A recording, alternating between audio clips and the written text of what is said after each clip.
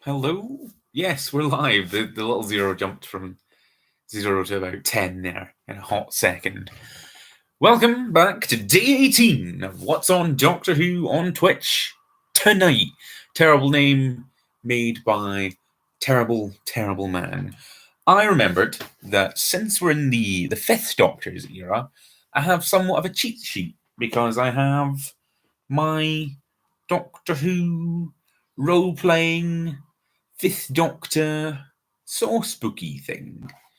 I don't know why I'm getting a wee bit more English in my speaking there, but I've got a spooky thing for a Doctor Who role-playing game, which I have never played, but it's quite a nice book, and it's quite a nice, it's quite a nice guide to the era, and it's well written. It's well written, but it's mainly here, so I don't have to keep referring back to Wikipedia, so I can just flip through it and go okay, that's the one where that happened. So let's have a wee look at the schedule. What is on the Twitch tonight? What have we got? Right, so we're on Terminus, isn't it? We've got Terminus. So you got the second half of Terminus. Then you've got Enlightenment, which is 4 episodes. The King's Demons, which is 2 episodes. Warriors of the Deep, which is 4 episodes. That's going to be fun to talk about. The Awakening, 2 episodes. Frontios, which is 4 episodes. Planet of Fire, 4 episodes. And then Caves of Androzani. You've just rattled through all of the 5th Doctor in 2.5 nights. It's too fast, Twitch. It's too fast. I know it's not quite what it's about this year, because it's an encore presentation, so it's not got the same kind of specialness as last year, and you're kind of banging it out as quick as you can. And there's probably merit to that, but I think I'm going to close the door. I'll wait till James gets here. I'll close the door. People are watching videos in the next room. We're professional here. Oh, we're professionals. I'm not going to trip out my light. Here we are. Okay. So yes, should we do a wee recap of Terminus, because I feel like I didn't give it much credit. It's the one with the Garm, is Terminus. Terminus has the Garm. Look at him. He's lovely. I love this book because it gives stats. He's got 2 awareness, does the Garm. He's only got 2 coordination. But his strength is 8, so he's much more strong than he is aware, is the Garm. The Garm was the monstrous creature who guarded the Forbidden Zone and took Lazar patients for their treatment by exposure to radiation. He has enormous strength controlled by the veneer, is that? With a sonic device that the Doctor eventually destroyed. Well, that's fun. The Garm. The Garm's a great name for a Doctor Who thing. What else? So Terminus is the one with the Garm. That's all I have to say on Terminus. Enlightenment is potentially the most Neil Gaiman-y classic episode. Every time I think of Enlightenment, I'm just that's that one that's very Neil Gaiman-y, because they're cutting about with concept folk in a boat race in space in the early 80s. This book just says it isn't set in the early 80s, but made in the early 80s. It's a very can't really describe it other than just it's a very Neil Gaiman-y thing. Concept folk cutting about being folk, but they're concepts, the Eternals. And it's another one of those times where, or it might be the only one of those times where there's a race out there above the Time Lords, or beyond the Time Lords, and it's got more Black Guardian stuff. My main memories of Enlightenment are watching it on the omnibus format. And I warn you, I'm going to sneeze because I can feel it coming, but it's. Should we just breathe? All right, 1 second. Okay, I think I'll have a glass of water. I'll have a bottle of glass water. Okay, that's better.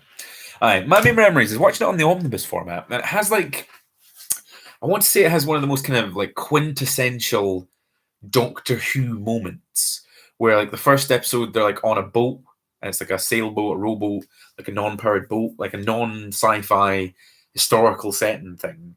And then either like a moment in it or the actual cliffhanger is they find out they're in space and it's like a future thing. And to me, that's like every episode of Doctor Who ever in a nutshell, where it's like they land and they think it's a thing, but it turns out to be a different thing. And I feel like they open like a door and it's like computers or space or something. They open a door and it's like womp, sci-fi's there. And like that really stuck with me as a youth, and like it informed my kind of understanding of Doctor Who for ages. I hope that's in there. I hope I'm not misattributing it, but I feel like that was Enlightenment. And like that's basically, if you're going to write Doctor Who, I feel like you just write it around that template of like, they're cutting about doing a thing, but oh no, it's not that thing. It's a different thing. It's not fantasy. It's sci-fi. This also has the Black Guardian again in it. I love having this book. I can just like look at it and be like, oh, so there's sailor-looking people, and there's the rich people, and is that woman from Come Outside? I feel like that's that woman from Come Outside.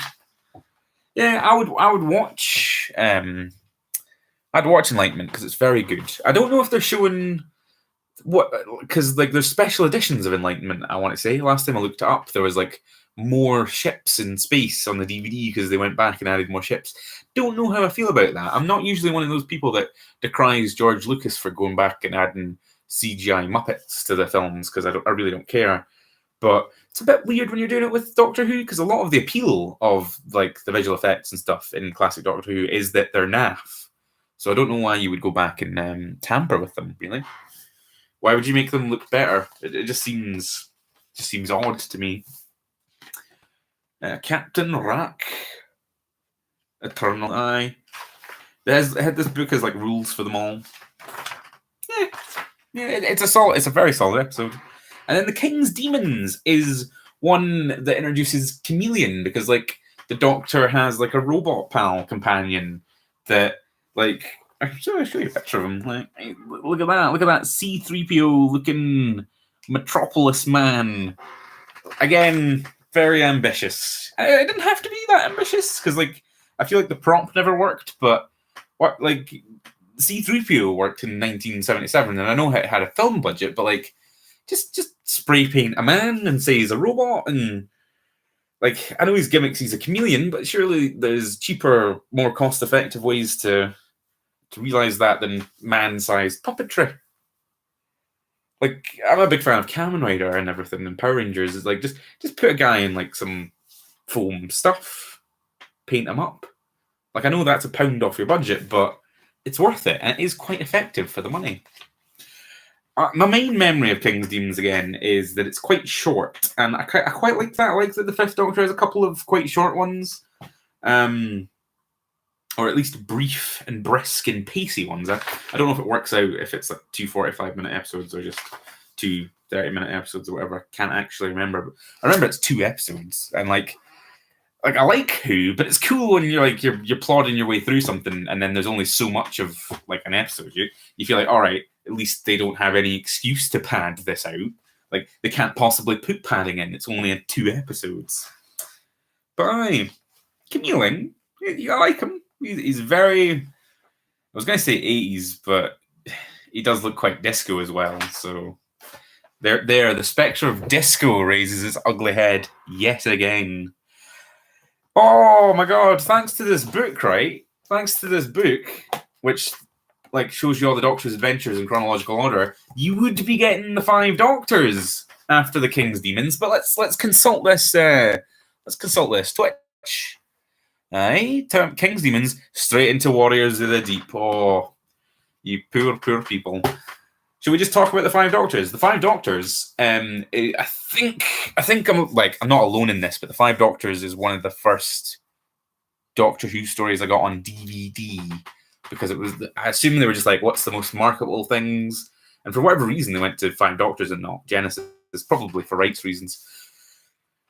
And I know that it's not on. Like, they can't show the Five Doctors tonight because of, I assume, the Terry Nation estate, because there's like a Dalek appearance for like 5 minutes where it gets confused in some corridors and like befuddled by 40-year-old like schoolgirl Susan. God, someone, Twitch people, gonna sort out your relationship with like Bung 'em a fiver. Like, what's going on there?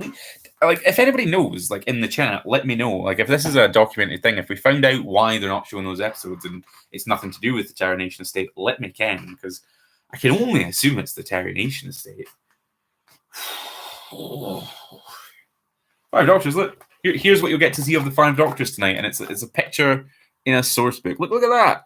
The 4 Doctors. The technically 3 Doctors, because they recast Wee Hartnell because he was deed. I don't know what to... But the spines come out of the book. That's alarming. Hopefully it'll be okay. Well, that's not like a fire. What? Very strange. But Five Doctors, it's quite good. As far as like cramming 5 main characters plus all of their supporting characters into a big anniversary celebration show, I've seen far worse.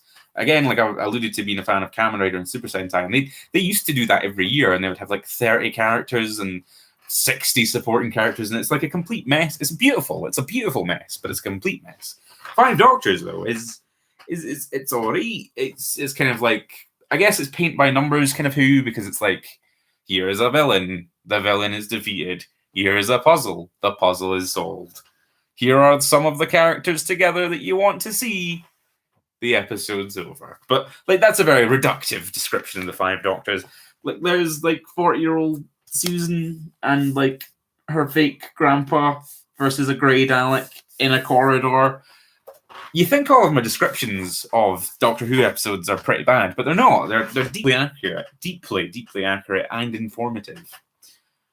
The plot of the Five Doctors is that they get like time scooped out of time, and I've always loved the term time scooped.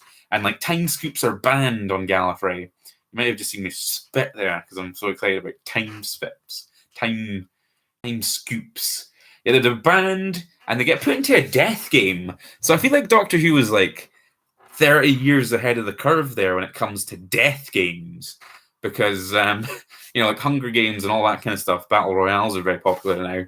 They were doing it in the 80s. The Time Lords are like, they're pretty cool guys. And there's a line about how, because they time scoop up some Cybermen, and then why don't we time scoop up the Daleks? The Daleks, hey.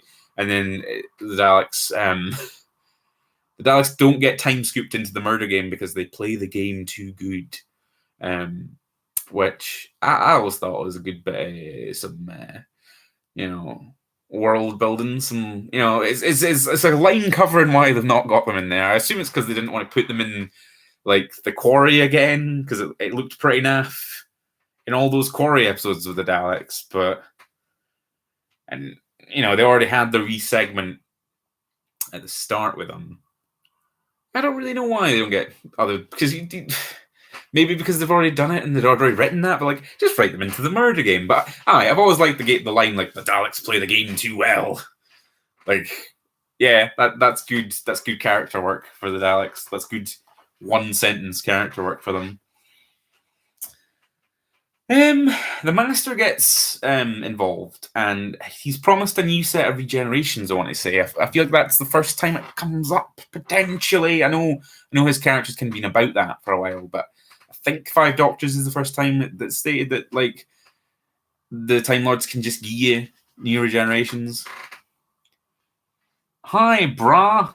How's it going? I don't know who. Are you from Twitter? If you're from Twitter, say hello. We're talking about Doctor Who and what's on the Demon Twitch tonight. It's a pretty good night, to be fair. We're talking about how the Five Doctors is not on because I imagine it's rights problems. Oh, they had Yeti. They had Yeti in it. Look. We're looking through like the Doctor Who source book because it's basically a cheat sheet. You haven't seen it? You haven't seen the Five Doctors? It's a good time. It's a good time. It's I want to say it's a good episode, but I'm basically going off my like recollections here. Like it's good. It's good. This is as good as I get with my like kind of my endorsements of episodes, unless it's like a really bad episode that I love, and then I'll talk about it for 4 hours. Which brings us on quite neatly to Warriors of the Deep. I quite like Warriors of the Deep, and I know that's you'll say it's because I'm a contrarian, but it's pretty fun. Like it's an underwater Cold War story. It gives me like Thunderbirdsy vibes for some reason. It's good. It's bad. It's trying for like cyberpunk stuff, and like it's horribly undermined by its choice of lighting, because I feel like a lot more people would give it less guff if it wasn't just like the whitest, most neon set in the world. And you can see all of like the terribleness. Like I don't know if it'll come across, but like look at this. Look at all that. And then it's the one with the macra. Is it the macra? No, that's the crab people. What's it called? Let's have a wee look here. The Marcra? I don't know how to pronounce that, but it's the one with like the pantomime horse sea beast dragon thing that they unleash on the cast at one point. And the whole it's one of those things that was used against Doctor Who in the past. Michael Grade, the BBC boss, who he used it to illustrate how naff Doctor Who either was or had become. And like they probably shouldn't have done it. They probably shouldn't have realized the monster concept via the medium of pantomime horse. But I never thought it was that bad. Like it doesn't look convincing in any way, shape, or form. But you know,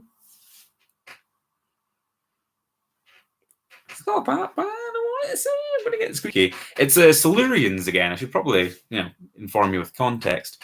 They this is part. Is it part of the? Yeah, it's part of the anniversary years. So they're doing like Returning Monsters, and they bring back the Silurians and the Sea Devils at the same time. And I always thought that was pretty cool. And they give the Sea Devils like because it's the 80s. They give the Sea Devils like a wee samurai motif. Look at that. They went from being nude in their first appearance, and that like they were like just reptile folk, and then on DVD documentary commentary things, they were talking about how the costume designer saw that they were nude, and she was like, "Oh no, we can't have that." And she put like mesh netting over them to somehow make them less nude. So we've gone from that to them just being samurais, and they don't do any stuff with like the Sea Devils being any kind of variant on the Silurians. They're basically just there to be grunts. I feel like they might be more aggressive. You'd think if you were doing like a Silurian Sea Devils meet-up story, you would play off the fact that they are two different but similar, really, like they're from the same race but they're offshoots or whatever. You'd think something would come up there. You'd think that might have been the focus, but no. Everyone dies. I want to say it's like another one of those Fifth Doctor ones, because like Doctor Who gets into that territory where everyone just dies, and you won't get a good sense of that in this stream because you're not seeing. Is it Resurrection? I want to say. I get confused with the R letters, but Resurrection of the Daleks has just tremendous amounts of death. It's kind of a feature of the era, a feature of the 80s anyway, of 80s Who, and I feel like everyone dies in this. Maybe it probably isn't the one where everyone dies. Charmingly, everyone dies. But yeah, I quite like it for the way this book describes it, because it talks about the cyberneticness and the kind of setting, and I kind of want to get the novelization to see if it conveys it a wee bit better, because it's kind of a failure of like budget and kind of realizing the concepts. And you might want to say the episodes themselves are boring, but you know, it's like a base under siege. It's a classic format. I'm basically a contrarian that likes bad things. What's next? Awakening. I'm glad the specific reason I got this book out was to look at The Awakening and Frontios, because I always assumed they were the same episode. The Awakening and Frontios. I got a double VHS back in the day. It was like it was a chunky one. It was 2 tapes, and it probably did say that it was 2 episodes, but I want to say they combined it or something, because maybe they're vastly different. But yeah, one of them's like a past thing, and one of them's like a future thing. But yeah, like my basic memory of the 2 episodes is that like there's a giant face that rocks up through a wall, and I love that concept. That's a concept to base 2 episodes of Doctor Who around. I hope that's what happened. I hope they were like, right, I had this dream where this giant vaping face just burst through the wall and had some bants with the 5th Doctor. And I hope they just took that and they were like, right, what we're going to do? We've got 2 episodes. We're going to make 2 episodes about that, eh? I'm just talking about it. I have no idea. Because I remember the second episode. I remember Frontios a lot more than Awakening. Because look at these beautiful bug people. Look at this guy. Look at that face. Look at these dealy bops. Look at these vestigial arms. I love a good vestigial arm. I know I've talked a lot about on the Pokemon streams, specifically about not liking creatures that have less limbs than they should, but I love a good vestigial arm. There's something about it. And these are very much like tonally similar to Big Web Planet's Ant and Bee Boys. So yeah. I feel like this is the episode where they're on like a colony world and there's like meteors raining down, and then people start disappearing into the earth, and it's because the bug boys have gravity powers. I also really, really love this is a time to bring it up, but I love this picture. I love this picture. He's just sitting in there quite awkwardly, and then like I don't know if it comes across in the stream, but he's got his brainy specs on. I don't know if this is like behind the scenes or if this is like a still from. It looks kind of quite casual for what it is. But very good kind of Doctor on an alien planet, kind of 80s grimness. There's a lot of kind of because they're trying to survive, because I feel like it's a spaceship that's crashed and they're dwindling. Their population's dwindling quite quick, and the Doctor's like, "Guys, I'll help you. Please stop trying to kill me and my friends." And then they get around to it, and then it's bug boys. There should be more bug boys in Doctor Who, I want to say. The Tractors. The Tractors are a spacefaring species of mollusk. Is that how you say that? Mollusk. They have the ability to manipulate gravity. Aye, they're gravity bug boys. They are colony creatures. Only the colony leader, or Gravis. He's called They're gravity-based people, and the main one's called Gravis. Oh, Lord. What's their awareness? They've got 4 awareness, which means something. I really should get the main rulebook for this game, and we should run some Doctor Who D&D. I bet that would be fun. I've got some massive... Well, I could repurpose my Potato Men ideas from the proper D&D, and the Doctor could go meet the Potato Lads and have fun with sentient doors. Bye. And then it would be Resurrection of the Daleks. You get another Dalek banger, but Twitch isn't showing them. I shouldn't be angry, but like, come on. Come on, Nation Estate, I assume. Is it Resurrection? What does it go into? Planet of Fire. Yeah, you get Frontios, then you would get Resurrection. So we're going to talk about Resurrection of the Daleks, because I bloody love Resurrection of the Daleks. It's a good time. It's quite... I feel like if you wanted to criticize it up front, you would call it kind of adolescent kind of writing, because the first thing that happens is these standard... Where did you find the book? Says James in the chat. I got this from A1 Games or Static Games in Glasgow. It says 23 whatever on here, but I got it for like a $5 because they were just like, they're just doing good deals. I would recommend you go through. I think you can still get them on the internet and whatnot, so have a look into it. It's Doctor Who Adventures in Time and Space. They do one for every Doctor. They do a unit one that I really want, because I'd love to run unit games where like the party is just like a unit team, and then they all spontaneously combust at various points. Because, you know, unit lads. By Resurrection of the Daleks, the first thing that happens, again, I got this on DVD from upstairs in W.H. Smith, because back in the day, we were just mad lads that would buy like DVDs from upstairs in W.H. Smith. But it was part of the Doctor Who Dalek set, which had first Daleks, Dalek Invasion of Earth, and then Resurrection, Revelation, and Remembrance. I want to say maybe Revelation wasn't in there, but it definitely had Remembrance, and it definitely had this. Oh, water. This is going to be a long one, so we're going to need water. Resurrection, the first thing that happens, these standard generic 80s Doctor Who future humans beam down to modern day grim as anything 80s Earth, beam down, start running for their lives. They get out of like a bunker thing. They start running, and then there's these like 80s coppers that kind of like slowly follow after them, and then just pop out 80s Uzis, and then 80s murder all of the people. They just murder, like it's the first 5 minutes of an episode of Doctor Who, and like 30 people are just killed on screen. And then there's like a guy, there's like a traditional like 70s guy in a big brown coat and a bonnet, and he's kind of, I don't know if he's like smoking at the side of the road or whatever, and he's like shocked to see this, and he's like, what's going on? And then like they like just pop him, like the cops just pop him, and he dies. So it's like 31-ish people just die in the first 5 seconds.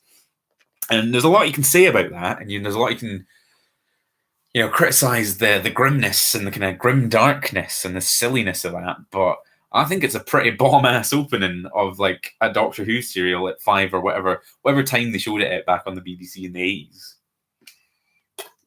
It turns out that the coppers are like Dalek duplicates, because like the Daleks are like weirdly high tech. Like I know they are. Like I know they're super high tech, but once you're like just properly 100% Captain Scarlet and the Mysterons duplicating folk, you're getting a wee bit silly. But they're duplicates, and they're like led by this like mercenary called Lytton, because in this episode the Daleks have Dalek troopers. I want to say, are they called Dalek troopers? We'll see what they're saying here. Commander Lytton, Dalek. Yes, Dalek trooper. Let me see if you can have a wee peek at this pic here. Dalek trooper. I don't know if that conveys the fact that they're wearing samurai helmets. So they've got like the samurai helmet, but with like a Dalek stock on the front. It's very daft. And the Daleks don't. Well, the Daleks kind of take it well, because the Daleks are like using the humans. But the whole kind of plot is to get Davros back, because in Destiny, Davros resurrected but was immediately captured by, I assume, space police. Like there was just kind of a vague hint that the space police would pick him up. And in this story, he's been in like cryogenic suspension for like 100-ish years or 80 years or some amount of years. And like there's this horrible conversation he has with a dude where Davros said he was like sentient for all of those. Like he wasn't asleep, he wasn't unconscious, he was like totally aware for the like 80 or 100 years that he was entirely motionless, which is another banger of a grim dark line for this specific story. And Davros doesn't take the Dalek trooper thing at all well. They're like, oh yeah, we've got my troopers, and it's like, oh, troopers, what? My Daleks don't need troopers, they were built to be like the supreme beings. And like Lytton, who's this like angry 80s man, is like, oh well, they need them now, eh? They need my boys, they need my legged bipeds to go out, and it's a low point, I guess, in Dalek history that they need these like outside mercenaries, but they have made them wear their own hats. So low point or high point, it's yours to make this choice. Oh, water. But yes, Daleks Resurrection. You're not getting this episode tonight. I just feel like the need to talk about it because it's one of the classic episodes that I've seen most of.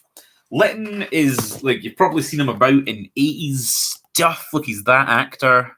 I feel like I saw him on Sutton. He's a good character. He turns up again in Six's era. He turns up in a Cyberman story. We'll talk about that when we get to it. This one has good Doctor work. If you're a skeptic, I want to say, about the Fifth Doctor, Search this one out on DVD or wherever you can get it on the internet or whatever. It's good. It's a good, fast-paced Dalek banger, and it has a good kind of follow through, because you know how the Fourth Doctor had that moment where like he was going to touch the wires together and destroy the Daleks. The Fifth Doctor has to he's like, no, I have to go kill Davros because, you know, I should probably kill Davros. And then he tries to do it, but he can't because he's not a murderer. He's not a genocider yet. Like Big Five, I don't think would necessarily come at you with genocide like the modern Doctors would. Hasn't become their kind of go-to move yet. And there's just some good stuff. They push a Dalek out of a window at one point. They're in like a warehouse. It's kind of a warehouse-based story for a lot of it. They push it and like corridors, but Dalek corridors. And like there's horrible. There's like the Daleks board this prison ship, and it's a prison ship that has Davros on it, but it's been so many years and it's all run down, and like everybody that works there just does not care. Like they don't care that they have the creator of the Daleks. I don't even know if they're aware that he's the like Dalek creator or whatever. It's just the prisoner. And like the Daleks like assault it, and I feel like they get repelled. I feel like because they mine, like they breach it like a spaceship breach, like the hull, and they pop through, and it's Daleks, and there's mines, so you get a lot of exploding Daleks. Like it's a good kind of Dalek warfare kind of thing.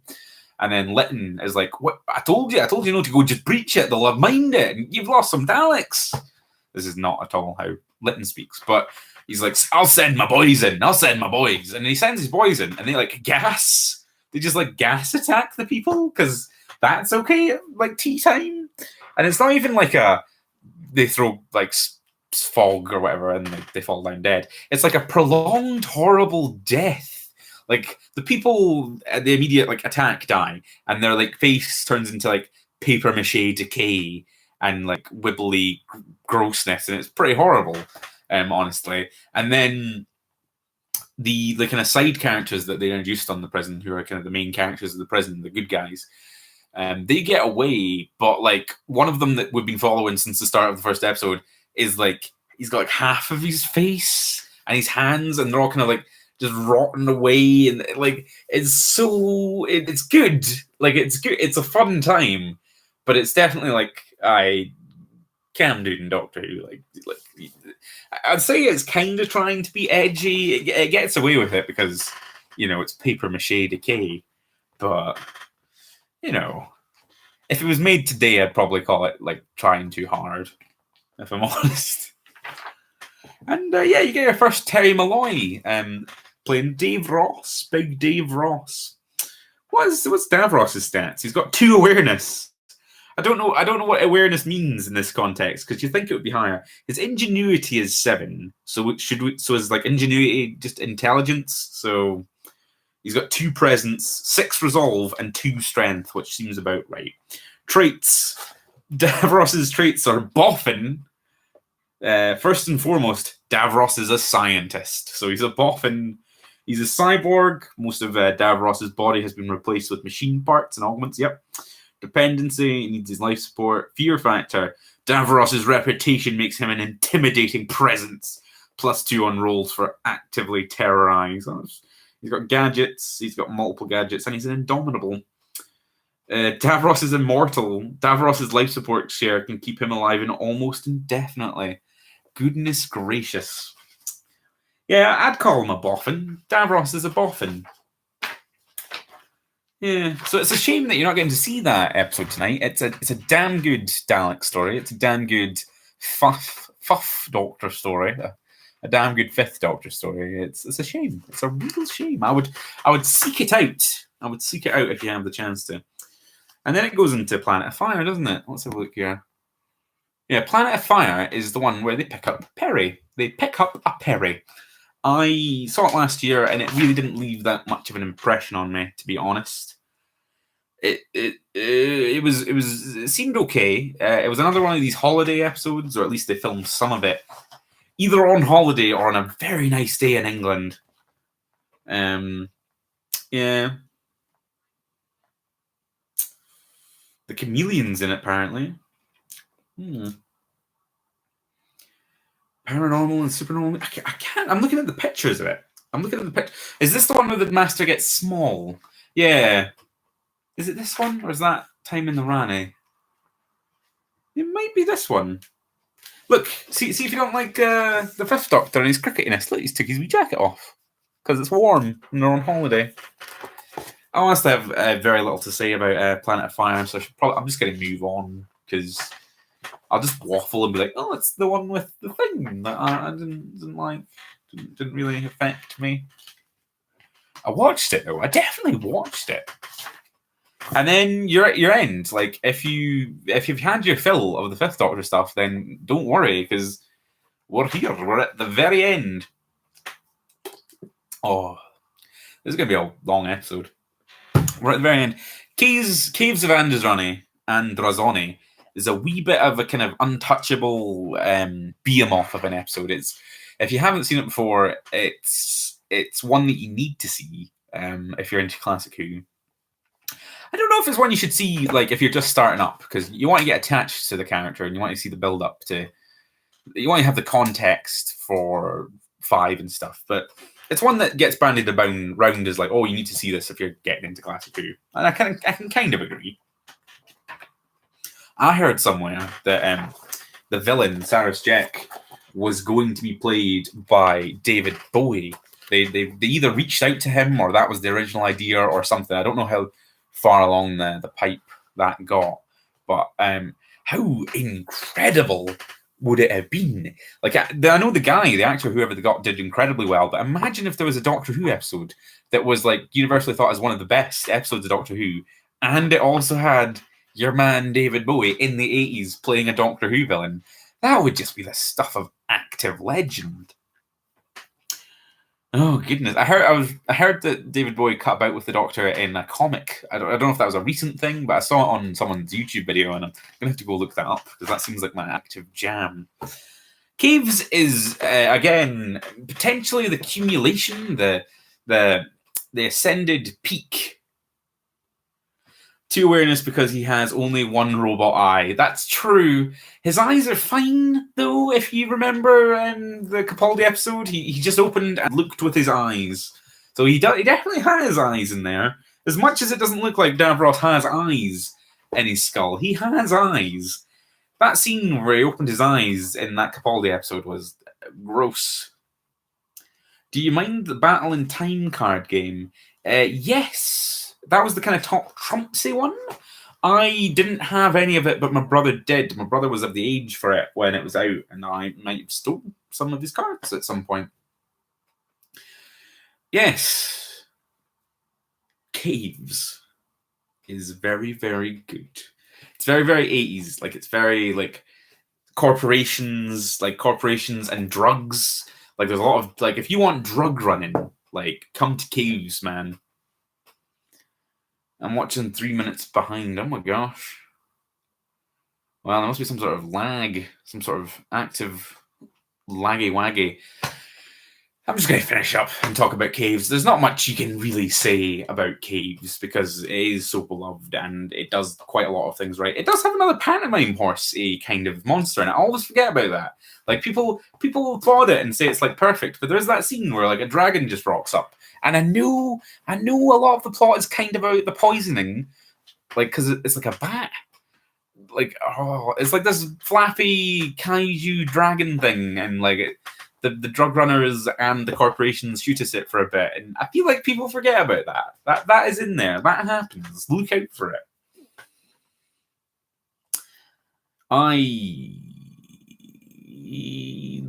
It's perfect. It's like one of those kind of really good season finales, and I don't think it was the actual season finale because they did a thing where they made the new Doctor's episode the finale, and I don't think that worked for them at all because like his first episode is nothing compared to I don't even have to say that, like you know how not well received that Colin Baker episode was after this, but maybe that's because it came after Caves. Like Caves is such an active banger of him, like just a time. I think sometimes it gets a wee bit too grim, even for my tastes, even for my silly grimdark tastes. A lot of it can be a bit kind of just like, oh my god, he's like, I know you were grim, but calm yourself down.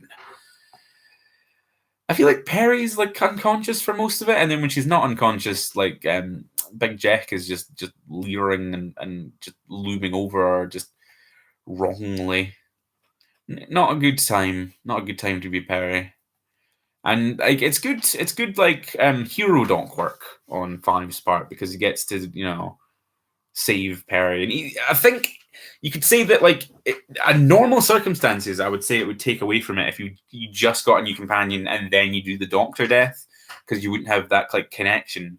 But like I've seen it stated loads and loads of places that he gives up his life to save Perry, even though he's just met Perry and he doesn't have like a connection with her or whatever. But like, it's his duty to save her because he brought her to this horrible place. I don't know why. I know it's probably just like the TARDIS goes where it wants in the classic series, but and like it's been said a lot of times that he just saves her because he's a hero, and that's cool. Like it's a case of like that. You'd think it would be bad. You think it wouldn't make it worse that there isn't any kind of connection or build up or like a long-term relationship between the Doctor and his companion. It was just like a neat, like last episode kind of they became friends, but it works because he just selflessly does it because he's a cool guy. Aye.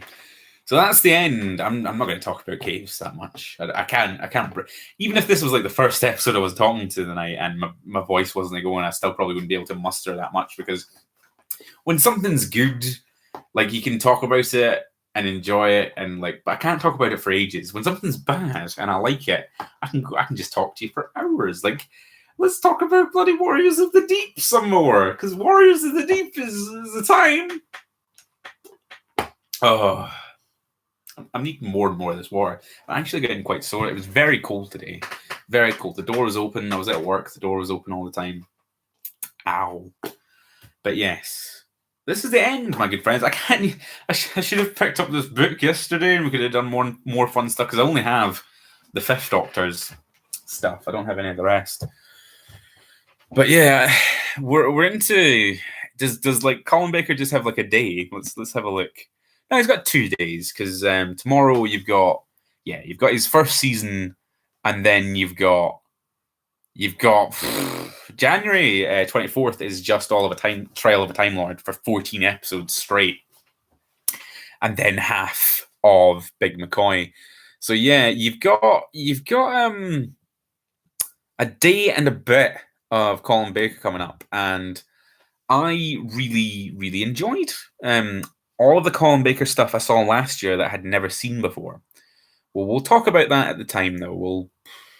Because like I don't want to, I don't know. I've got stuff to say about Colin Baker, but maybe I'll like block record it while I've got the thoughts in my head. If you haven't seen any Fifth Doctor stuff, tonight's the night to tune in. You've got a varied selection. Oh, I've not done any of my stuff. Oh, I was about to end the stream, but I've not done my favourite bits. Here we go. Right. So my pick of the night would probably be Resurrection of the Daleks, but I can't pick that because it's no bloody on. So what are we going to pick? Enlightenment, King's Demons, Warriors of the Deep, The Awakening, Frontos, Planet of the Deep, Caves of Zanjani. Well, any other person would say Caves, but that's not what's happening. See, go get yourself a sandwich. Go get yourself a Billy Bear sandwich. Go get yourself some white toasty bread. Get yourself some Billy Bear. Get yourself some mayo. And then, I don't know. Well, butter, obviously, but maybe even dairy, margarine, whatever poison you take. Get yourself that. Do yourself some triangle sandwiches and sit down and watch Warriors of the Deep, because you'll have a good time. If you like it, you like it. And if you hate it, you will have a banger of a time laughing away, I assume with your chums or yourself, because it's not very good. It has that pantomime monster and kind of not very good use of the Silurians. Go into it with a Cold War mindset, though. Go into it with, like, this was made in the mid-'80s and thermonuclear annihilation was a coming for you. I think you'll have a good time. I think I might have a harder time picking my monster of the night, though, because what have we got here? Terminus kind of counts. You're getting 3 episodes of it, and I didn't talk about it that much yesterday, so the Garm is in there.